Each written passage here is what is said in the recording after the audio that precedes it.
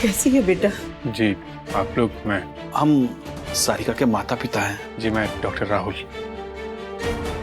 बाबूजी ये आपकी बेटी नहीं है। इसमें एक ऐसा फार्मूला है जिसका प्रयोग अगर शुरू हो गया सारी दुनिया इसकी दीवानी हो जाएगी, और तो और दौलत का अंबार लग जाएगा।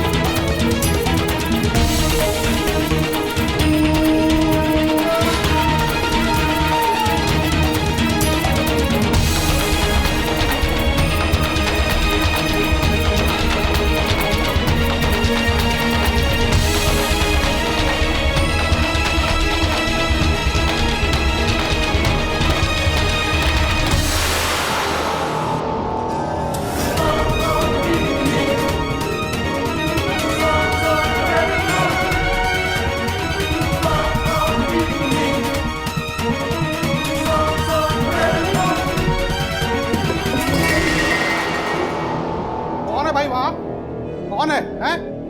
अरे कोई, अरे विशंबर तुम, और मेरी फाइल फाइल तुम्हारे हाथ में कैसे? अरे छोड़ो इसको, दो दो फाइल, छोड़ो मेरी फाइल, दो छोड़ो छोड़ो, अरे छोड़ो मेरी फाइल, फाइल छोड़ो, फाइल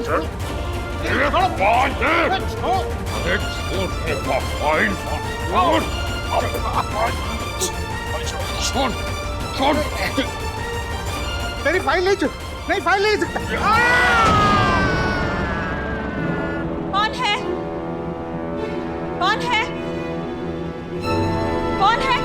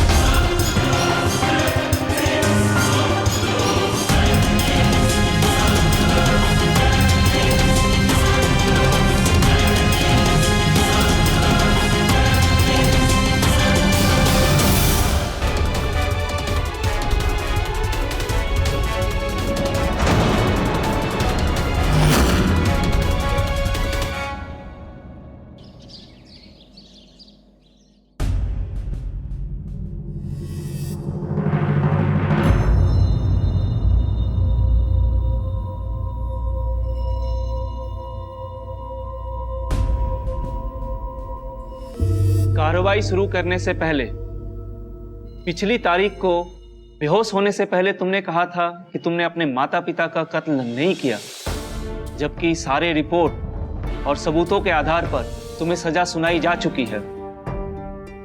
क्या कहना चाहती हो कि सारे रिपोर्ट और सबूत जो अदालत ने देखे और जिसके आधार पर सजा सुनाई जा चुकी है वो गलत हैं? जी नहीं, मगर मैं सिर्फ ये कहना चाह रही हूँ कि जिस स्थिति में मैंने अपने पापा को देखा, कोई भी होता तो अपनी सुध-बुध खो देता।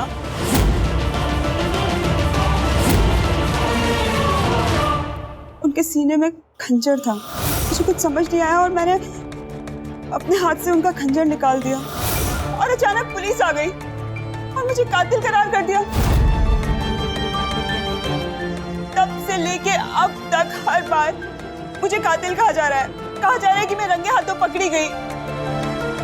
आप प्लीज मेरी बात का विश्वास कीजिए, मैंने एक कत्ल नहीं किया। जज साहब, मैं एक डॉक्टर हूं। डॉक्टर का काम होता है जान देना, जान लेना नहीं। और मुझ पे तो मेरे माँ बाप की ही जान लेने का इल्जाम है। मैं भला ऐसा क्यों करूंगी? वो मेरी दुनिया थे, वो मेरे लिए सब कुछ थे। हाँ, थोड़ी नोकझोंक हर घर पे होती है, डिफरेंस ऑफ ओपिनियंस हर घर में होते हैं, मगर उसके लिए कोई किसी की जान नहीं लेता।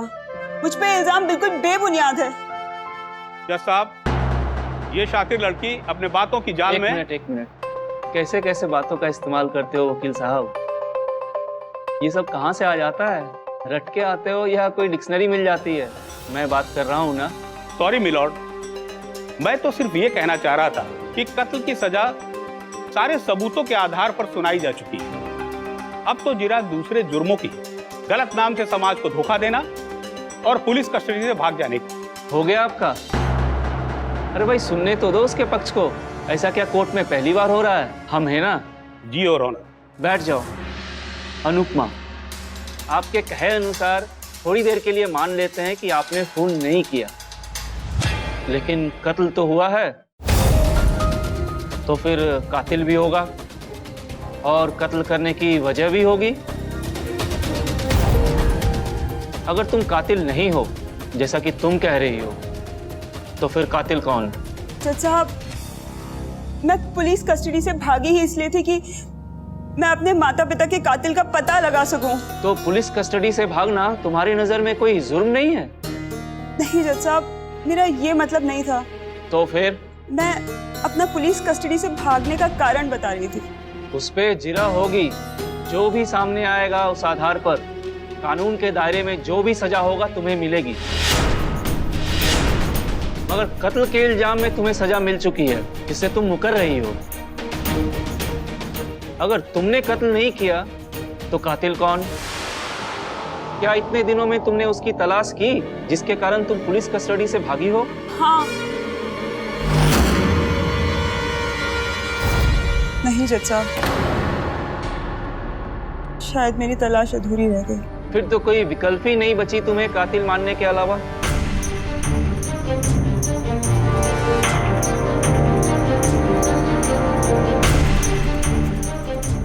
कत्ल की सजा बरकरार रखते हुए ये अदालत। नहीं योर ऑनर, मैंने खून नहीं किया।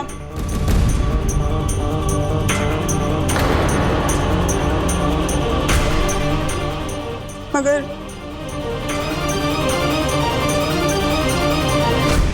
मेरे पास इससे ज्यादा अपनी सफाई में कहने के लिए और कुछ नहीं है। सही क्या है, गलत क्या है, सच क्या है, झूठ क्या है, इन सुरागों का पता आप पुलिस से लगा सकते हैं। हाँ, मैं जानती हूँ पुलिस कस्टडी से मैं भागी थी। हाँ, मैं जानती हूँ वो गुनाह है, लेकिन वो मैं सिर्फ और सिर्फ अपने माता पिता के कातिल का पता लगाने के लिए भागी थी।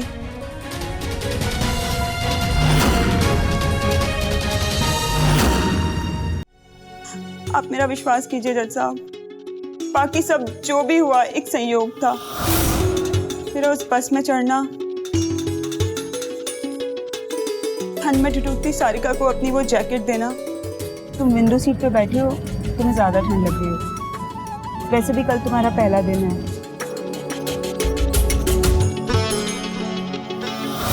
बस का एक्सीडेंट होना और सारिका का मर जाना,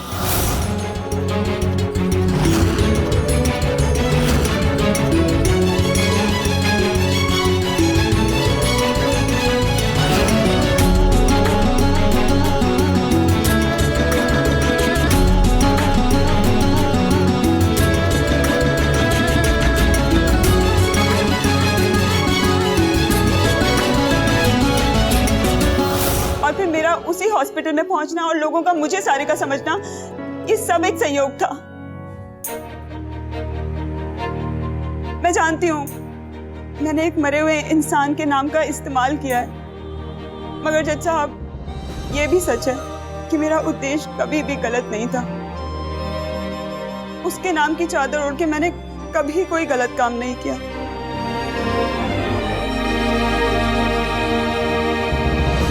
जज साहब, माना कि कानून की नजर में यह गुनाह है, पर इस गुनाह के दौरान क्या क्या हुआ, जरा इस बात पर रोशनी डालें तो इसका खुलासा होगा। इसके लिए मैं आपकी इजाजत चाहूंगा। इजाजत है। जज साहब, जब कातिल के पास इस बात का कोई सबूत नहीं है कि कत्ल उसने नहीं किसी और ने किया है, तो सजा को बरकरार रखते हुए आगे बढ़ना ही बेहतर होगा। क्या बेहतर होगा क्या नहीं होगा ये तो आप हमें नहीं समझाइए। बैठ जाइए। जी और प्रोसीड। योर ऑनर, इन खुलासों के लिए कुछ लोगों को इस अदालत में आकर अपना पक्ष रखना होगा ताकि और ज्यादा खुलासा हो सके। इसके लिए मैं एक एक करके कुछ लोगों को यहाँ बुलाने की इजाजत चाहूँगा। इजाजत है। मैं सबसे पहले बुलाना चाहूंगा सावित्री जी।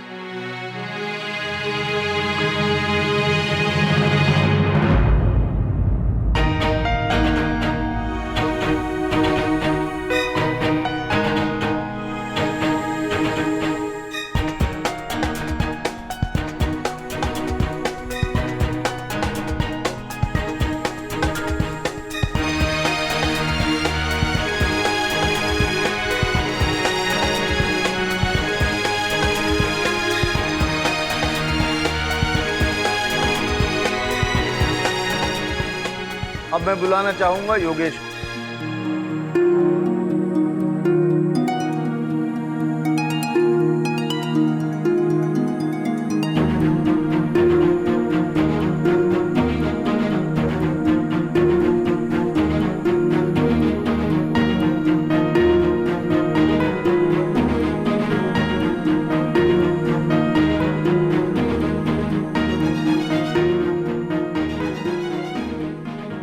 अब मैं बुलाना चाहूंगा कोयल को।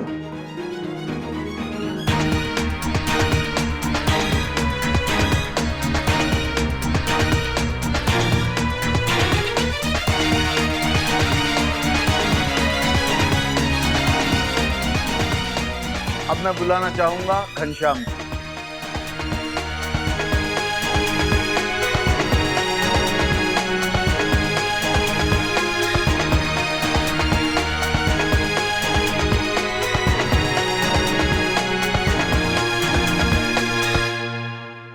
सभी गवाहों के बयानात से ये तो साबित होता है कि तुम सारिका बनकर कोई गलत काम नहीं किया।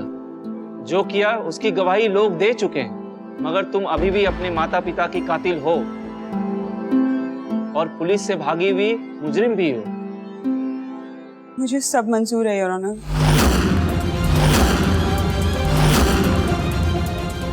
हालांकि मैं जानती हूँ कि ये एक बहुत बड़ा कलंक है। अब तुम इसे कलंक कहोगे या कुछ और, कत्ल तो हुआ है और सबूतों के आधार पर तुम कातिल साबित हो चुकी हो। अगर तुम नहीं हो तो अदालत को कुछ ऐसा सबूत दो जिस पे अदालत गौर करे और सोचे। तुम्हारी अनुपमा उर्फ सारिका पे जो अपने माता पिता के कातिल होने का इल्जाम है, उसे अदालत। ये लड़की बिल्कुल सही कह रही है योर ऑनर।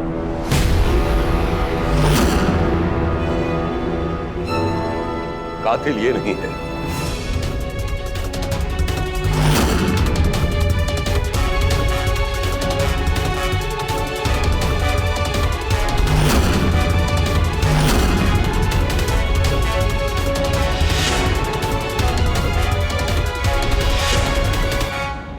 आपको जो कहना है कटघरे में आके कहिए।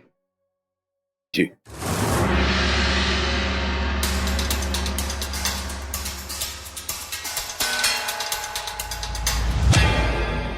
माय लॉर्ड, ये लड़की कातिल नहीं, कातिल मैं हूं।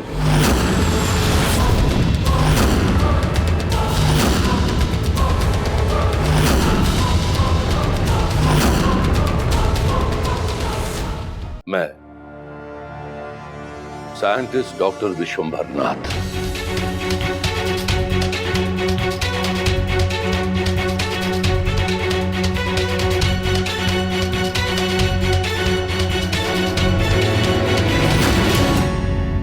माय लॉर्ड, लालच में इंसान किस हद तक अंधा हो सकता है, इस बात का जीता जागता सबूत मैं हूं।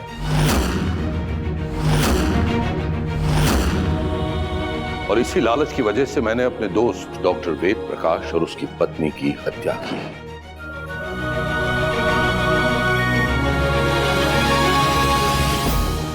मैंने उनका कत्ल किया उस फॉर्मूला के लिए जो कभी मेरा था ही नहीं।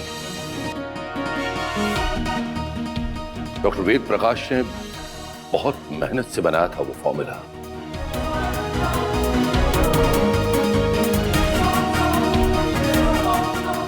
और इसी फॉर्मूला की वजह से मैंने उन दोनों का कत्ल किया।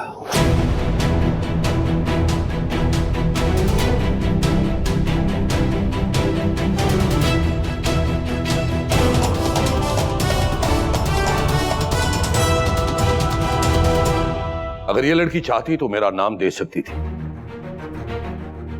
लेकिन जिस रिश्तों की कदर मैं नहीं कर सका, उन्हीं रिश्तों को संभालने के लिए ये लड़की खामोश रही। मेरा परिवार खामोश रहा।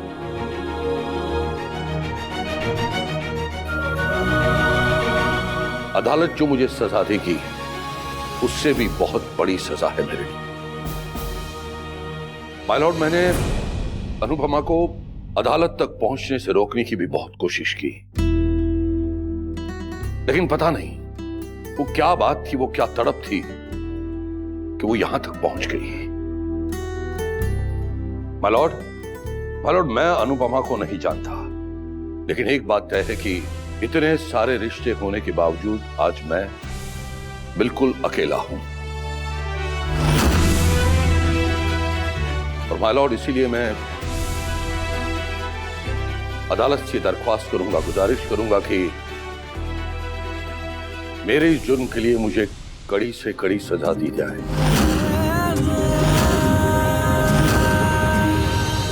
और इस लड़की को, इस बच्ची को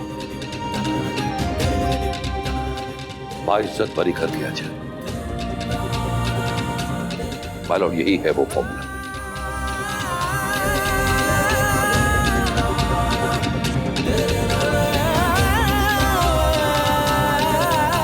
माय लॉर्ड, मैं और एक बात कहना चाहूंगा कि इस लड़की ने अपने मां बाप को खोकर सब कुछ खो दिया, लेकिन फिर भी एक अच्छे डॉक्टर होने के व्यवहार से उसने और भी बहुत सारे रिश्ते पा लिए। सब कुछ खोकर भी इससे बहुत कुछ पा लिया। और मेरे पास सब कुछ होते हुए, इतने सारे रिश्ते होते हुए भी मैं आज बिल्कुल अकेला पड़ गया। साइंटिस्ट विशंबरनाथ को हिरासत में लिया जाए।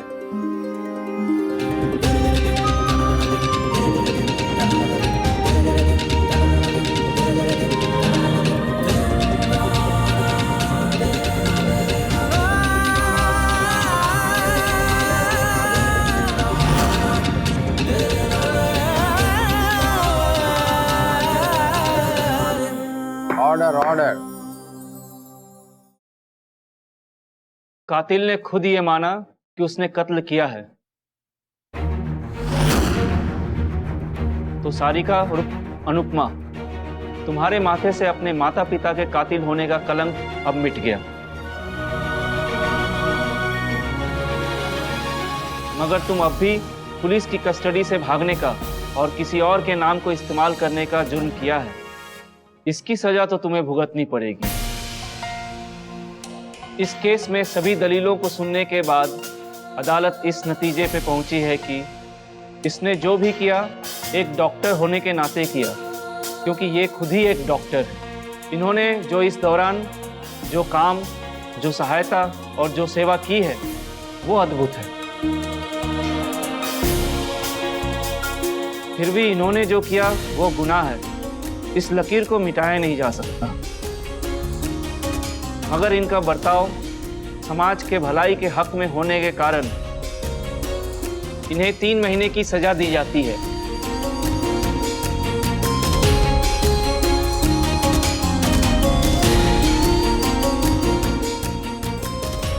और अपने माता पिता के कत्ल की सजा से बाइज्जत बरी की जाती है। The court is adjourn.